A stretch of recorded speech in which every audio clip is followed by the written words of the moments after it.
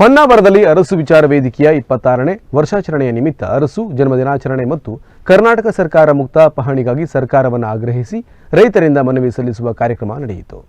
ಪಟ್ಟಣದ ಸೋಷಿಯಲ್ ಕ್ಲಬ್ನಲ್ಲಿ ನಡೆದ ಸಭಾ ಕಾರ್ಯಕ್ರಮಕ್ಕೆ ಖ್ಯಾತ ಸಾಹಿತಿ ಸುಮುಖಾನಂದ ಜಲವಳ್ಳಿಯವರು ಚಾಲನೆ ನೀಡಿದರು. ಬಳಿಕ ಮಾತನಾಡಿದ ಅವರು, ಅರಸೂರವರು ತಂದ ಉಳುವವನೇ ಹೊಲದೊಡೆಯ ಯೋಜನೆ ಜನಪ್ರಿಯವಾಗಿರುವಂತಹದ್ದು. ಇದಕ್ಕಾಗಿ ಹಲವರು ಹೋರಾಡಿದ್ದಾರೆ. ನಮ್ಮ ತಾಲೂಕಿನಲ್ಲಿಯೂ ಅನೇಕ ಹೋರಾಟಗಾರರಿದ್ದರು. ಅವರನ್ನು ನಾವು ಸ್ಮರಿಸಬೇಕು. ಪಹಣಿ ಪತ್ರದಲ್ಲಿ ಕರ್ನಾಟಕ ಸರ್ಕಾರ ಇದ್ದರೆ ಸರ್ಕಾರದ ಯಾವುದೇ ಸೌಲಭ್ಯ ಪಡೆಯಲು ಸಾಧ್ಯವಾಗುವುದಿಲ್ಲ. ನಾವು ಸಿಗುವವರೆಗೂ ಎಲ್ಲರೂ ಸಂಘಟಿತವಾಗಿ ಹೋರಾಡಬೇಕು ಎಂದು ಕರೆ ನೀಡಿದರು.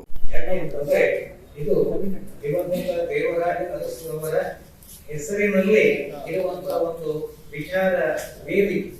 ಈ ವಿಚಾರ ವೇದಿಕೆ ಅನ್ನೋದರಲ್ಲಿ ಒಂದು ಒಳ್ಳೆಯ ತಿಳುವಳಿಕೆ, ಯಾಕೆಂದ್ರೆ ಒಂದು ಹೋರಾಟದ ಧ್ವನಿ. ನಾವು ಸುಮ್ಮನೆ ಇದ್ರೆ ಏನೂ ಆಗುವುದಿಲ್ಲ.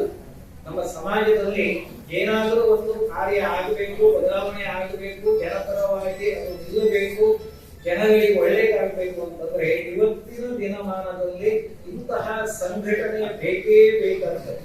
ಸಂಘಟನೆಯ ಮೂಲಕ ನಾವು ಈ ಕಾರ್ಯಕ್ರಮಗಳನ್ನ ಸಂಯೋಜನೆ ಮಾಡಬೇಕಾಗ್ತದೆ. ವಿಚಿತ್ರ ಅಂದ್ರೆ ನೋಡಿ, ಸುಮಾರು 50 ವರ್ಷ ಆಯಿತು ಭೂಸುಧಾರಣಾ ಕಾಯ್ದೆ ಒಂದು 1974ರಲ್ಲಿ ಇದೇ ನಮ್ಮ ದೇವರ ಕಾಲದಲ್ಲಿಯೇ ಈ ಭೂಸುಧಾರಣಾ ಕಾಯ್ದೆ ನಮ್ಮ ಕರ್ನಾಟಕದಲ್ಲಿ ಅಸ್ತಿತ್ವಕ್ಕೆ ಬಂತು.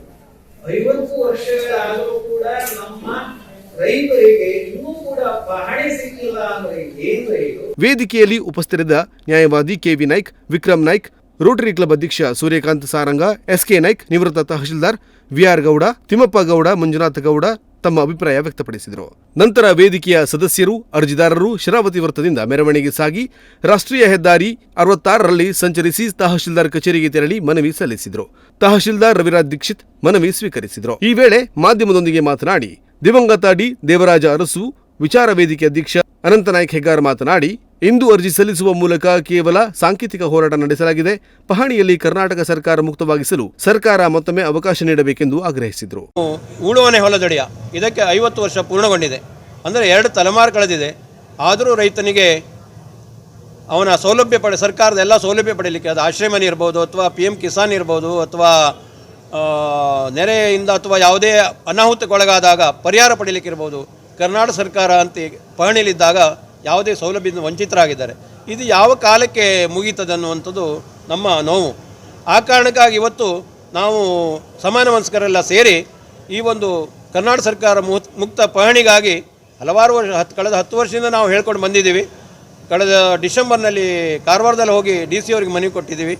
ಅದೇ ರೀತಿ ಇವತ್ತು ಅರಸೂರ ಜನ್ಮದಿನಾಚರಣೆ ಈ ಶುಭ ಸಂದರ್ಭದಲ್ಲಿ ಈ ಒಂದು ಕಾರ್ಯಕ್ರಮ ಮಾಡೋಣ ಅಂತ ತೀರ್ಮಾನ ಮಾಡಿ ಇವತ್ತು ಮಾನ್ಯ ಸಿದ್ದರಾಮಯ್ಯನವರು, ಮುಖ್ಯಮಂತ್ರಿಗಳು ಹಾಗೂ ಕೃಷ್ಣ ಬೈರೇಗೌಡರು, ಕಂದಾಯ ಸಚಿವರು ಹಾಗೂ ಜಿಲ್ಲಾ ಉಸ್ತುವಾರಿ ಸಚಿವರಿಗೆ, ಮಾನ್ಯ ಜಿಲ್ಲಾಧಿಕಾರಿಗಳಿಗೆ ಹಾಗೂ ಸಹಾಯಕ ಆಯುಕ್ತರಿಗೂ ಹಾಗೂ ತಹಶೀಲ್ದಾರರಿಗೆ ಮನವಿ ಕೊಡುವ ಮೂಲಕ ಇವತ್ತು ಸರ್ಕಾರವನ್ನು ಆಗ್ರಹಿಸಿದ್ದೇವೆ. ಇವತ್ತು ಇದು ಸಾಂಕೇತಿಕ. ಇವತ್ತು ಎಲ್ಲ ರೈತರು ಬಂದಿಲ್ಲ. ಇವತ್ತು ಇಲ್ಲಿ ಕೇಳಿದಾಗ ಇಲಾಖೆಯಲ್ಲಿ ಸಂಪೂರ್ಣವಾಗಿ ಕರ್ನಾಟಕ ಸರ್ಕಾರ ಉಳ್ಳಂಥ ಪಹಣಿಗಳು ಎಷ್ಟು ಎಂಬುದು ದಾಖಲೆ ಇರಲೇಬೇಕು. ಪ್ರತಿ ಗ್ರಾಮದಲ್ಲಿ ಅದು ದಾಖಲೆ ಇಲ್ಲ ಅಂತ ಕಂಡು ಬರ್ತದೆ. ಅದು ಮಾಡಬೇಕು, ಪ್ರಾಮಾಣಿಕವಾದ ಪ್ರಯತ್ನ. ಹಾಗೆ 7A ನ್ಯಾಯವಾದಿ ವಿಕ್ರಮ್ ನಾಯ್ಕ್ ಮಾತನಾಡಿ, ಇಂದು ನೀಡಿದ ಅರ್ಜಿಗೆ 1 ತಿಂಗಳೊಳಗೆ ಸ್ಪಂದನೆ ಸಿಗಬೇಕು. ಇಲ್ಲದಿದ್ದಲ್ಲಿ ತಹಶೀಲ್ದಾರ್ ಕಚೇರಿ ಎದುರು ಉಗ್ರ ಪ್ರತಿಭಟನೆ ಮಾಡುತ್ತೇವೆ. ಅಗತ್ಯವಿದ್ದಲ್ಲಿ ಕಾನೂನಾತ್ಮಕ ಹೋರಾಟವನ್ನು ನಡೆಸುತ್ತೇವೆ. ರೈತರ ಹೋರಾಟಕ್ಕೆ ವಕೀಲರಾದ ನಮ್ಮಿಂದಲೂ ಸಹಕಾರ ನೀಡಲಾಗುತ್ತದೆ. ಅನ್ಯಾಯವಾದ ರೈತರಿಗೆ ಶೂನ್ಯ ವೆಚ್ಚದಲ್ಲಿ ಪ್ರಕರಣ ನಡೆಸುತ್ತೇವೆ ಎಂದರು. ಒಂದು ಕಾರ್ಯಕ್ರಮ ಇಟ್ಕೊಂಡಿದ್ರು. ರೈತರಿಗೆ ಪಹಣಿ ಮುಕ್ತ ಅಂದರೆ ಹಿಂದೆ ಮಂಜೂರಿ ಆದ ಹೆಸರು ತರದೆ ಈ ಕಂದಾಯ ಇಲಾಖೆಯವ್ರು ಏನು ಮಾಡ್ತಾರೆ ಅಂತ ಹೇಳಿದ್ರೆ, ಮಂಜೂರಿಯಾಗಿ 50 ವರ್ಷ ಆಗದೆ, ಆದರೆ ಪಹಣಿಯಲ್ಲಿ ಅವ್ರ ಹೆಸರು ಇನ್ನೂ ಬರಲಿಲ್ಲ. ಕಾನೂನಲ್ಲಿ ಏನಾದೆ ಅಂತ ಕೇಳಿದ್ರೆ, ಮಂಜೂರಿ ಆದ ಕೂಡಲೇ ಅದರ ಪಟ್ಟ ಇಟ್ಟು ಪಹಣಿಯಲ್ಲಿ ಹೆಸರು ತರುವಂಥ ರೈತರ ಹೆಸರು ನಮೂದು ಮಾಡೋದು ಸರ್ಕಾರದ ಕೆಲಸ ಅಥವಾ ಕಂದಾಯ ಇಲಾಖೆಯ ಕೆಲಸ. ಆದರೆ ಇಲ್ಲಿ ಭಾಳಷ್ಟು ಅರ್ಜಿಗಳಿದ್ದಾವೆ. 100,000 ಅರ್ಜಿ ಇನ್ನೂ ಪೆಂಡಿಂಗ್ ಇದೆ. ಅಂದರೆ ಆಗಿ ಮಂಜೂರಿ ಆಗಿ ಪಟ್ಟ ಸಿಕ್ಕಿತ್ತು, ಆದರೆ ಪಹಣಿಯಲ್ಲಿ ಅವ್ರ ಹೆಸರಿಲ್ಲ. ಕಾರಣ ಏನು ಕೇಳಿದ್ರೆ, ಕೆಲವು ವ್ಯವಹಾರ, ಅದನ್ನು ಮುಚ್ಚುಮರೇನಿಲ್ಲ, ಕೆಲವು ಅಧಿಕಾರಿಗಳ ವ್ಯವಹಾರಕ್ಕೆ ಈ ಜನ ಸೇರುವುದಿಲ್ಲ. ಹಾಗಾಗಿ ಅದು ಹಾಗೆ ಇಟ್ಟಿದ್ದಾರೆ, ಇವತ್ತಿಗೂ ಹಾಗೆ ಇಟ್ಟಿದ್ದಾರೆ. ಹಾಗಾಗಿ ನಾವು ವಕೀಲರೆಲ್ಲ ಸೇರಿಕೊಂಡು ಇವತ್ತೊಂದು ಅರ್ಜಿ ಕೊಟ್ಟಿದ್ದೇವೆ. ಸಾಂಕೇತಿಕ ಒಂದು ಅರ್ಜಿನೂ ಸಹ ಕೊಟ್ಟಿದ್ದೇವೆ. ಇನ್ನೂ 1 ತಿಂಗಳ ಅವಧಿ ಕೊಡ್ತೇವೆ. ಇನ್ನೂ 1 ತಿಂಗಳ ಅದನ್ನು ಎಲ್ಲ ಪಟ್ಟ ನಾವೇ ಸೋಮೋಟ ಅವ್ರು ಮಾಡಬೇಕು. ಆದರೂ ಸಹ ನಾವು ಎಲ್ಲ ಕಾಗದ ಪತ್ರಗಳನ್ನ ಇಟ್ಟು ಅರ್ಜಿಯನ್ನು ಕೊಟ್ಟಿದ್ದೇವೆ. ಒಂದು ವೇಳೆ ಒಂದು ತಿಂಗಳೊಳಗೆ ಪಹಣಿ ಸರಿ ಆಗಿಲ್ಲ ಅಂತ ಹೇಳಿದ್ರೆ ಮುಂದೆ ನಾವು ವಕೀಲರು ಮತ್ತು ಸಾರ್ವಜನಿಕರು, ರೈತರು ಎಲ್ಲರೂ ಸೇರಿ ಉಗ್ರ ಹೋರಾಟ ಮಾಡ್ತೇವೆ ಅಂತ ವಕೀಲರ ಪರವಾಗಿ ನಾವೆಲ್ಲ ಎಲ್ಲ ಇಲ್ಲಿ ಹೇಳ್ತಾ ಇದ್ದೇವೆ. ಅರಸು ವೇದಿಕೆಯ ಶಂಕರ್ ಗೌಡ ಗುಣವಂತೆ ಮಾತನಾಡಿ, ಇಲಾಖೆಗಳ ಈ ಹಿಂದೆ ಸಲ್ಲಿಸಿದ ಮನವಿ ಕೇವಲ ಮನವಿಯಾಗಿಯೇ ಉಳಿದಿದೆ. ಕಚೇರಿಯಲ್ಲಿ ಏಜೆಂಟ್ಗಿರಿ ಹೆಚ್ಚಾಗಿದೆ. ಕಂದಾಯ ಇಲಾಖೆ ತಮ್ಮ ಕರ್ತವ್ಯ ನಿಭಾಯಿಸುವಲ್ಲಿ ಎಡವಿದ್ದಾರೆ. ಇದು ಶೋಚನೀಯ ಸಂಗತಿ ಎಂದರು. ವೇದಿಕೆಯಲ್ಲಿ ನಾವು ಮನವಿಯನ್ನು ಸಲ್ಲಿಸಿದ್ದೇವೆ. ಆದರೆ ಈ ಹಿಂದೆನೇ ಅನೇಕ ರೈತರು ಅರ್ಜಿಯನ್ನು ಸಲ್ಲಿಸಿದ್ದಾರೆ, ಮನವಿಯನ್ನು ಸಲ್ಲಿಸಿದ್ದಾರೆ. ಕೇವಲ ಮನವಿಯಾಗಿ ಎಲ್ಲೋ ಒಂದು ಕಡೆ ಧೂಳು ಹಿಡ್ಕೊಂಡು ಕೂತಿದೆ ಬಿನ ಅದು ವಿಚಾರಣೆಯಾಗಿ ಆ ರೈತರಿಗೆ ಕೊಡಬೇಕಾದಂಥ ಆ ಸೌಲಭ್ಯದ ಉಳುವನೆ ಹೊಲದೊಡೆಯ ಕಾನೂನು ಸೌಲಭ್ಯವನ್ನು ಕೊಡ್ತಾ ಇಲ್ಲ. ಇವತ್ತು ಏನಾಗಿದೆ ಅಂದರೆ ವಿಚಾರಣೆ ಆಗಿದೆ, ಆದೇಶ ಆಗಿದೆ, ಅವ್ರ ಹೆಸರು ನೋಂದಣಿ ಆಗಲಿಲ್ಲ. ಯಾಕೆ ನೋಂದಣಿ ಆಗಲಿಲ್ಲ ಅಂದರೆ ನಮಗೆ ಈ ಮೇಲ್ನೋಟಕ್ಕೆ ನಾವು ಕಂಡುಬರೋ ವಿಚಾರ ಏನು ಅಂತಂದರೆ ಹೆಸರನ್ನು ನೋಂದಣಿ ಮಾಡದೆ ಹಾಗೆ ಇಟ್ಕೊಳ್ಳೋದು, ಅಲ್ಲೊಂದು ವಾತಾವರಣವನ್ನು ಸೃಷ್ಟಿ ಮಾಡೋದು. ಇಲ್ಲಿ ಅಧಿಕಾರಿಗಳು ಏನು ಅಂತಂದರೆ ಆ ರೈತ ಇವ್ರ ಜೊತೆಗೆ ಮಾತಾಡೋಕೆ ಬರಬೇಕು.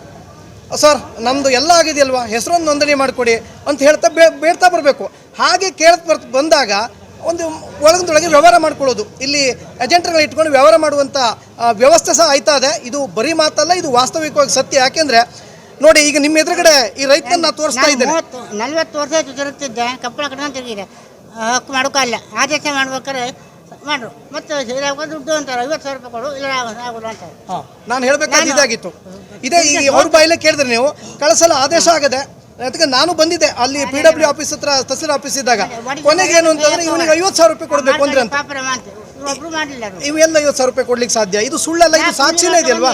ಹಾಗಾಗಿ ಇಲ್ಲಿ ವ್ಯವಸ್ಥೆ ಏನಾಗ್ತಿದೆ ಅಂತಂದ್ರೆ ಈ ವ್ಯವಸ್ಥೆ ಕಂದಾಯ ಇಲಾಖೆ. ಈ ಸಂದರ್ಭದಲ್ಲಿ ಆಗಮಿಸಿದ ತಾಲೂಕಿನ ನೂರಾರು ರೈತರು ಕರ್ನಾಟಕ ಸರ್ಕಾರ ಮುಕ್ತ ಪಹಣಿಗಾಗಿ ಪಹಣಿಯೊಂದಿಗೆ ತಮ್ಮ ಅರ್ಜಿ ಸಲ್ಲಿಸಿದರು. ಒಟ್ಟಿನಲ್ಲಿ ಅರಸು ವಿಚಾರ ವೇದಿಕೆಯ ವಿನೂತನ ಜನಪರ ಕಾರ್ಯಕ್ರಮಕ್ಕೆ ಜನರಿಂದಲೂ ಸ್ಪಂದನೆ ವ್ಯಕ್ತವಾಗಿತ್ತು. ರೈತರ ಜನಸಾಮಾನ್ಯರ ಹೋರಾಟದ ಕೂಗಿಗೆ ಮುಂದಿನ ದಿನಗಳಲ್ಲಿ ಸರ್ಕಾರ, ಆಡಳಿತ ವರ್ಗ, ಜನಪ್ರತಿನಿಧಿಗಳು ಯಾವ ರೀತಿ ಸ್ಪಂದಿಸುತ್ತಾರೆ ಅನ್ನೋದನ್ನ ಕಾದು ನೋಡಬೇಕಿದೆ. ನಾಗರಾಜ ನಾಯ್ಕ, ನುಡಿಸಿರಿ ನ್ಯೂಸ್, ಹೊನ್ನಾವರ.